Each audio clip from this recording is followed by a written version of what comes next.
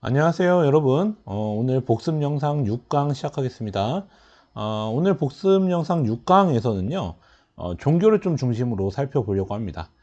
이제 서양과 중동의 중세 시대를 좀 이렇게 주도했던 게 기독교랑 이슬람교라는 종교이기 때문에 각 종교가 어떻게 성립하고 어떻게 발전했는가, 요거에 대해서 아는 게 굉장히 중요하다고 할 수 있죠. 자, 이번 강의에서는 그 부분에 대해서 살펴보겠습니다. 자, 먼저 볼 거는 기독교입니다. 자, 기독교라는 종교는 어떻게 등장을 했느냐, 보시면요. 자, 이 기독교는요, 유대교에서부터 등장한 거라는 건 많이 알고 있을 겁니다. 유대교라는 뿌리에서 이제 파생이 된 거죠. 왜 그러냐면, 여러분, 유대교라는 종교가 그 중동 지역, 그 예루살렘에서 유대인들이 믿던 건데, 자, 이들은 옛날에 뭐 메소포타미아 이럴 때 있잖아요. 그때 신바빌로니아한테 정복당하고 막 그러면서 바빌론의 유수 같은 거 당하면서 많이 어려움을 겪었죠, 유대인들이. 근데 그 이후에도 여러분 뭐 아케메네스 왕조 페르시아, 그다음에 로마 제국 이렇게 연달아서 계속 그 지역을 다른 민족이 장악을 하거든요. 자, 그런 과정에서 이 유대인들이 뿔뿔이 흩어지는 디아스포라 현상도 겪게 되면서 굉장히 이 유대인들은 힘든 삶을 살아가고 있었습니다. 그래서 이들은 나중에 메시아가 와서 우리들을 구원해 줄 것이다 라는 신앙을 형성하기 시작했어요. 메시아, 구원자가 올 것이다. 구원자가 와서 우리를 정치적으로 구원해 주고 예전에 그 이스라엘 왕국을 다시 복원시켜 줄 것이다, 뭐 이런 믿음이 생겼던 거죠. 근데 그런 과정에서 이 예루살렘 지역에 뭐 페르시아가 장악하기도 하고, 나중에 뭐 알렉산더 제국이 등장하기도 하고 하면서, 자, 그들의 영향을 받겠죠. 그래서 페르시아에서 유명한 조로아스터교의 영향을 받기도 하고요. 헬레니즘 문화의 영향도 받죠. 세계 시민주의 이런 거. 자, 특히 조로아스터교에서는 여러분 뭐 천국, 그다음에 지옥, 그다음에 뭐 최후의 심판, 뭐 천사, 뭐 그런 개념들, 이런 게 영향을 미치기 시작하고요. 그다음에 헬레니즘의 세계 시민주의 같은 경우에는 유대교의 민족이라는 한정된 테두리에서 벗어날 수 있게 해주는 그런 영향을 끼치게 되는 거죠. 자, 이런 걸 바탕으로 해서 등장한 게 바로 기독교인데, 그 기독교를 창시한 게 예수라는 인물인 거 아시죠? 자, 이 사람은 본인이 메시아라고 주장하면서 바로 여기 이 주장이 중요하죠. 자, 만민평등과 보편적 사랑을 설파하기 시작합니다. 그러니까 유대인만이 구원받는 게 아니다. 그러니까 민족의 구원이 아니라 그 민족을 넘어선 보편적인 사람들의 영적 구원을 주장했던 게 바로 기독교라는 종교인 거죠. 자, 이러다 보니까 유대인들 입장에서는 이 예수가 마음에 들지 않죠. 자, 그래서 당시 이 예루살렘 지역 근처가 다 로마 제국의 지배를 받고 있었기 때문에, 자, 유대인들은 당시 로마 총독인 빌라도라는 사람한테 이 예수를 고발합니다. 그래서 그런 과정을 거쳐 가지고 결국 이 예수가 십자가형으로 처형되고 말았죠. 근데 뭐 여러분 그 이후에 부활하고 또 승천하는 그런 과정 겪으면서 많은 제자들이 생기게 되죠. 물론 그 이전에 제자가 있었지만. 그래서 이 예수의 제자를 중심으로 해서 그의 가르침이 전파가 되기 시작합니다. 특히 그 과정에서 바울이라는 사람이 중요합니다. 그 바울이라는 사람이 이제 이 기독교를 전파하는 과정에서 점점 유대교와는 결이 다른 종교로서 이제 성립이 되는 거죠. 자, 그게 바로 우리가 아는 그리스도교 또는 기독교라고 부르는 거죠. 여러분 여기 보시면 처음에는 여러분 이 종교가 보편적 사랑을 막 이렇게 강조한다고 환영받았던 게 아닙니다. 왜냐하면 당시 이 지역을 다스리던 로마 제국 같은 경우에는 황제 숭배를 굉장히 강조했고요. 그 다음에 아무래도 넓은 제국을 형성하고 있을 때이기 때문에 군인들을 중시했단 말이야. 군역 복무하는 걸 중시했는데, 당시 여러 이 기독교인들은 황제 숭배하지 않죠. 우상 숭배이기 때문에 그들은 예수님이나 하나님만 믿는단 말이죠. 자, 그리고 군인 복무하는 것도 안 한다고 합니다. 자, 그런 식으로 하다 보니까 로마 제국 입장에서는 기독교가 그렇게 썩 좋지 않겠죠. 자, 그래서 굉장히 강력한 탄압을 해서 뭐 네로, 트라이아누스, 데키우스, 뭐 디오클레티아누스, 여러분 다 한 번씩 들어봤던 왕인데, 자, 이런 황제들에 의해서 탄압을 받게 되는 거죠. 그럼에도 불구하고 뭐 지난 강의에서 얘기했지만 이런 뭐 군인 황제 시기 거치면서 내부적으로 굉장히 사람들이 먹고 살기 힘들어지잖아요. 자, 그런 과정에서 교세가 폭발적으로 증가하다 보니까 결국 그 현실적으로 그 교세를 인정해 줄 수밖에 없는 거죠. 자, 그래서 313년에 콘스탄티누스 황제가 밀라노 칙령을 통해서 이제 그 이 기독교를 공인해 줍니다. 자, 그리고 나중에 가면 아예 테오도시우스 황제가 기독교를 국교로 만들죠. 자, 이건 지난 강의에서도 좀 나왔던 내용입니다. 그쵸? 자, 그리고 아래 내려가시면, 자, 그랬는데, 여러분, 이 기독교 세계가 좀 쪼개지게 됩니다. 약간 성향이 달라져요. 자, 왜 그러냐면, 여러분, 애초에 로마 제국이 쪼개지잖아요. 자, 이렇게 해서, 자, 동로마랑 서로마를 쪼개는데, 자, 위에 부분이 서로마 지역에 대한 얘기고요. 아래쪽이 동로마 지역에 대한 얘기인데, 여러분 알다시피 서로마 지역 쪽은 게르만족에 의해서 무너진 거 아시죠? 네. 그래서 그 지역은 여러 게르만 왕국들이 등장하는 거 아실 겁니다. 자, 근데 그 중에서 가장 메인은 여기 나온 것처럼 프랑크족이 세운 프랑크 왕국이라는 국가입니다. 자, 매우 중요하죠? 자, 프랑크 왕국은 크게 두 단계. 메로빙거 왕조와 그다음에 여기 나오나요? 카롤링거 왕조라는 두 단계로 나뉘는데요. 자, 이 프랑크 왕국은 게르만족이 세웠으나 어쨌든 서로마 지역에서 성립된 국가였기 때문에 그 지역의 절대 다수의 주민은 옛 로마 주민들이거든요. 그래서 그들을 잘 통치하기 위해서는 그들이 믿는 기독교를 받아들일 필요가 있었다. 자, 그래서 메로빙고 왕조를 연 클로비스라는 사람이 있습니다. 여기 없지만 이미 여러분 메모했을 거라고 생각해요. 자, 그런 클로비스라는 사람이 아타나시우스파 기독교를 수용을 한다. 아타나시우스파는요, 나중에 삼위일체 쪽으로 나아가는 그쪽 교파를 얘기하는 겁니다. 주류 교파인 거죠, 기독교 쪽에. 자, 어쨌든 간에 그래서 이 프랑크족은요, 기독교를 수용함으로써 그 지역에서 옛 로마 주민들을 원활하게 다스리는데 성공을 하게 되는 거죠. 근데 문제는 뭐냐면 왕위 계승에 문제가 있어요. 그러니까 상속을 하는 과정에서 영토를 쪼개주고 뭐 이런 관습이 좀 있었거든요. 자, 그런 과정에서 내부 분열로 약화가 되는 과정에서 궁정재상, 줄여서 궁제라고 하죠. 자, 궁정재상을 담당했던 가문의 힘이 커지기 시작합니다. 그 대표적인 인물이 바로 여기 나오는 피핀 3세라는 인물이 있죠. 자, 이 피핀 3세는요, 사실 그 메로빙고 왕조 시기에 활약했던 카롤루스 마르텔이라는 궁제가 있어요. 자, 그 사람의 아들인데, 자, 이 사람이 아예 이 시기에 오면, 751년에 오면, 메로빙고 왕조의 왕을 무너뜨리고요. 본인이 왕위를 찬탈하면서 새로운 왕조인 카롤링고 왕조를 개창하게 되죠. 자, 이때 피핀 3세의 왕위 계승을 지지했던 게 교황이었습니다. 로마 교황.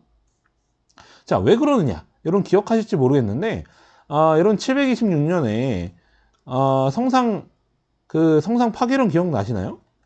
동로아 쪽에서는 성상, 그러니까 예수님이나 하나님을 이렇게 조각해가지고 그걸 이렇게 믿는 거, 그런 거는 우상 숭배다 하면서 그런 거 다 파괴하잖아요. 성상 파괴령 내리죠.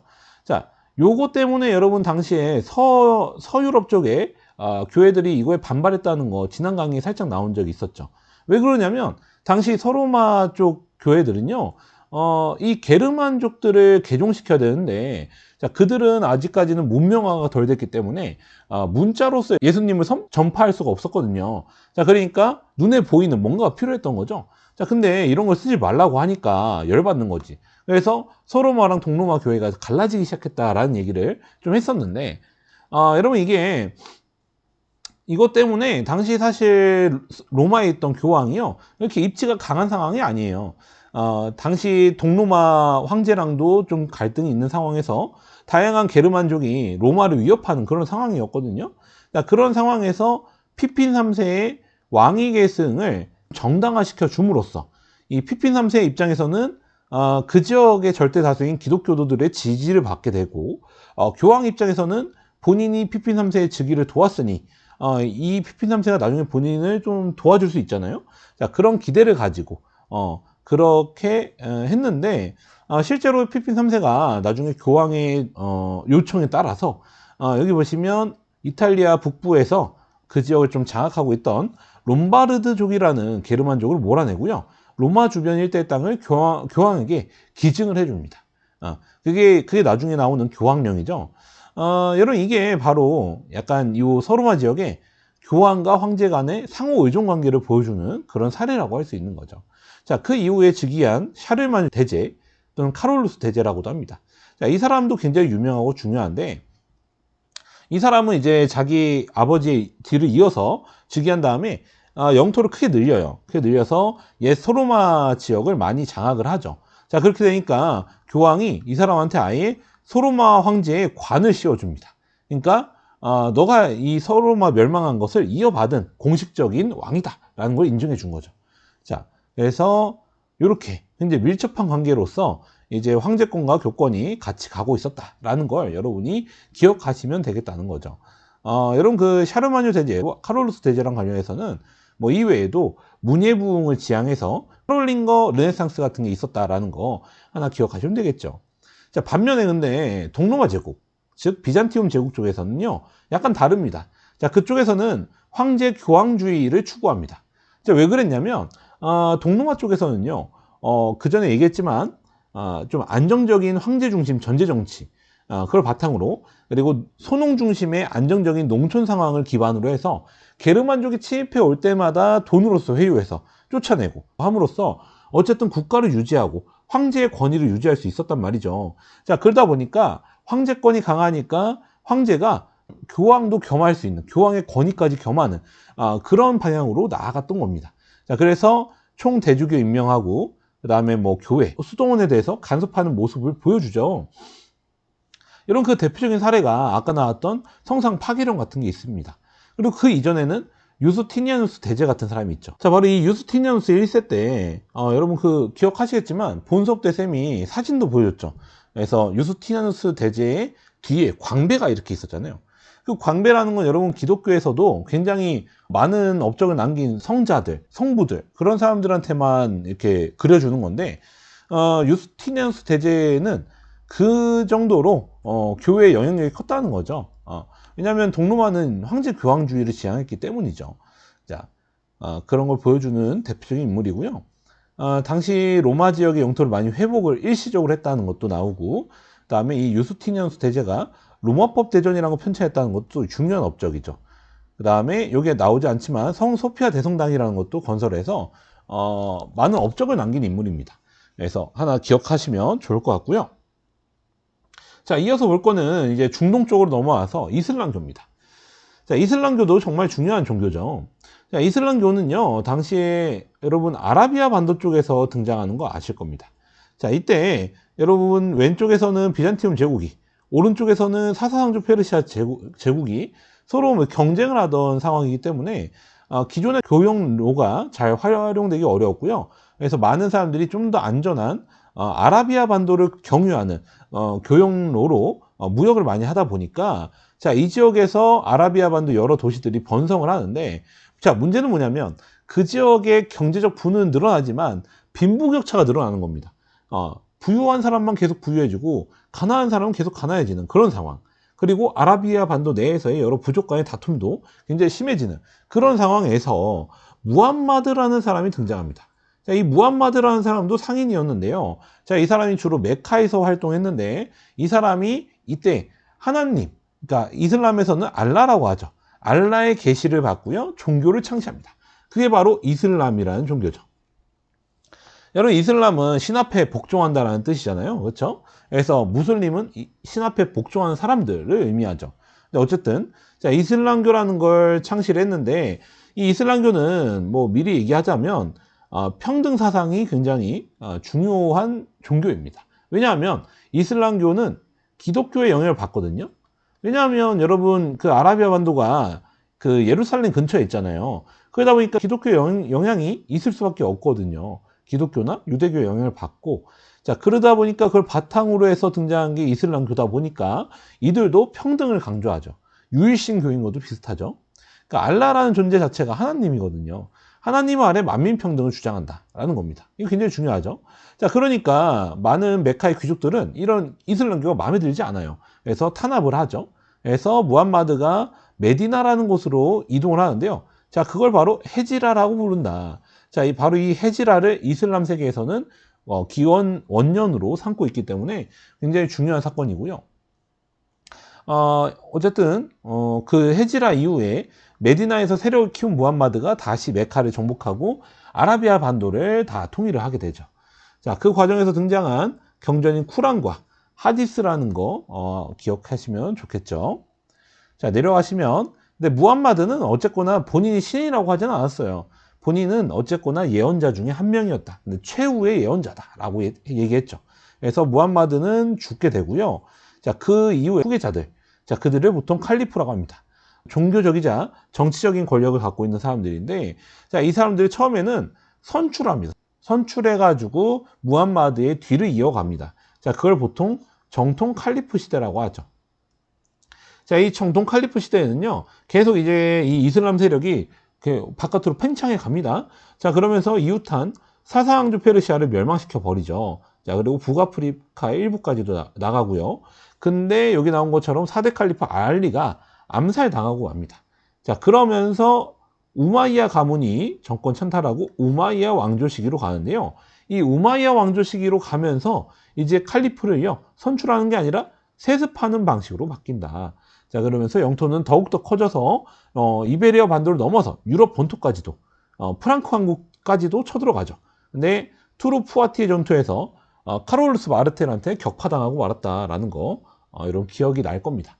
근데 여러분 이 우마이야 왕조 시기에는요, 문제점이 등장을 합니다. 뭐냐면 여기 아래 나오는 건데, 자, 원래 이슬람이 급속도로 팽창할 수 있었던 건 여기 나오는 것처럼 평등주의와 관용 정책 때문이었거든요.